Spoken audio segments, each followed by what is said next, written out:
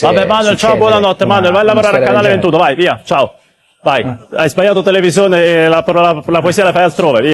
Uno scandalo in diretta. Sport Italia cancella Napoli e zittisce la verità.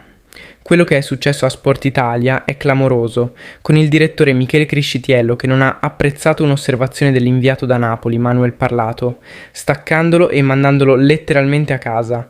Un atteggiamento che ha indignato tutti perché Manuel Parlato non meritava questo attacco. Quello che è successo in diretta su Sport Italia ha dell'incredibile, dell'inaccettabile, dell'indecente. Siamo di fronte all'ennesimo attacco mediatico nei confronti del Napoli e del popolo napoletano. Un gesto che non può passare inosservato e che grida vendetta. Il fatto: Criscitiello silenzia Parlato come se fosse un problema dire la verità. Manuel Parlato, inviato da Napoli, ha semplicemente fatto notare una realtà evidente. L'ironia pungente di Tancredi Palmeri nei confronti del Napoli è stata una provocazione gratuita e mal digerita dai tifosi, e invece di un dibattito sano, invece di accettare che il Napoli venga trattato con lo stesso rispetto di altre squadre, cosa succede? Michele Criscitiello esplode, tronca il collegamento e manda a casa Parlato. Ma stiamo scherzando? Un giornalista cacciato in diretta solo perché ha osato difendere la dignità del Napoli. E ora un'umiliazione assurda, fatta in diretta con Manuel Parlato. Ma se non avete ancora visto cosa è successo, ricordiamo l'episodio che ha provocato tutto questo inaccettabile attacco al Napoli e a Manuel Parlato. In diretta TV, davanti a tutti, Michele Criscitiello e Tancredi Palmeri si sono resi protagonisti di una sceneggiata indegna, un affronto vergognoso alla nostra squadra, alla nostra città, alla nostra passione. Un'umiliazione bella e buona, fatta con un'ironia fuori luogo che ha fatto infuriare tutti i tifosi azzurri. Durante la trasmissione, Palmeri ha riaperto la porta dell'Hotel Sheraton di Milano, chiedendo con tono sarcastico: «C'è Garnacio? C'è Adeyemi?» Come a sfottere il Napoli per i colpi di mercato sfumati, uno schiaffo alla società, ai tifosi, a chi ama questi colori. Ma non contento, Criscitiello ha rincarato la dose con una battuta velenosa. Non ci sono né Garnacio né Adeyemi, ma Okafor. Ma come si permettono? Questa non è informazione, questo è sfottò puro, è mancanza di rispetto verso una squadra che solo pochi mesi fa ha alzato al cielo lo scudetto. È così che si tratta il Napoli? È così che viene considerato il club campione d'Italia? No, amici miei, questa è una vergogna che non possiamo accettare, e le immagini parlano chiaro. Questa sceneggiata è diventata virale e ha scatenato l'indignazione della nostra gente. Possibile che il Napoli venga trattato con tanta superficialità? Possibile che due giornalisti che dovrebbero raccontare il calcio con professionalità si lasciano andare a un teatrino così imbarazzante? E attenzione, perché non parliamo solo della beffa televisiva, c'è anche l'assurdo e scandaloso episodio accaduto nella diretta del programma Sport Italia, in cui Criscitiello umilia l'inviato del Napoli Manuel Parlato per aver difeso la nostra squadra.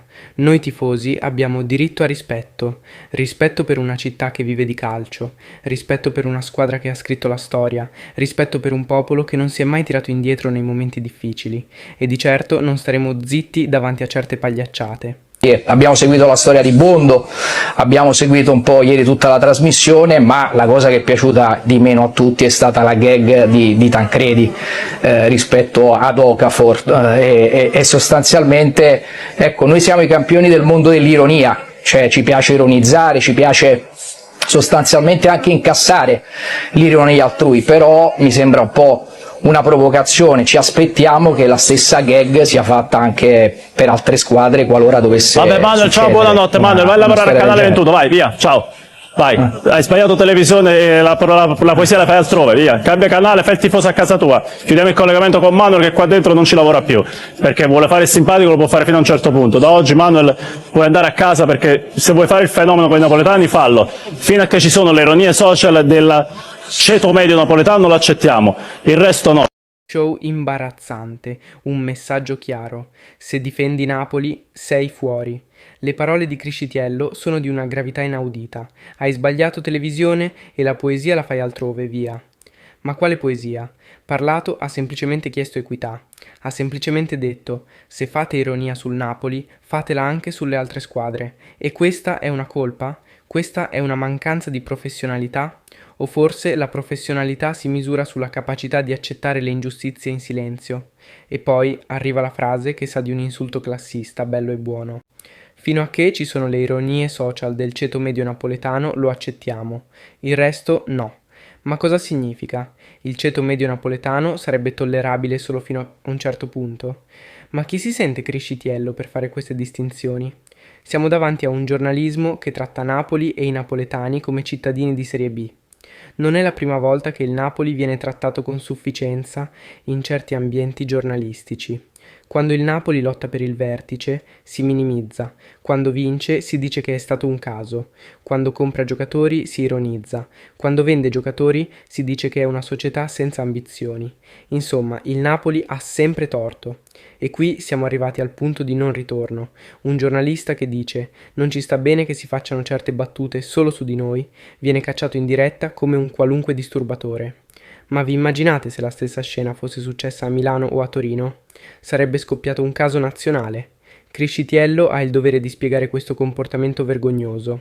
Deve chiarire se a Sport Italia c'è libertà di parola o se chiunque provi a difendere Napoli viene cancellato.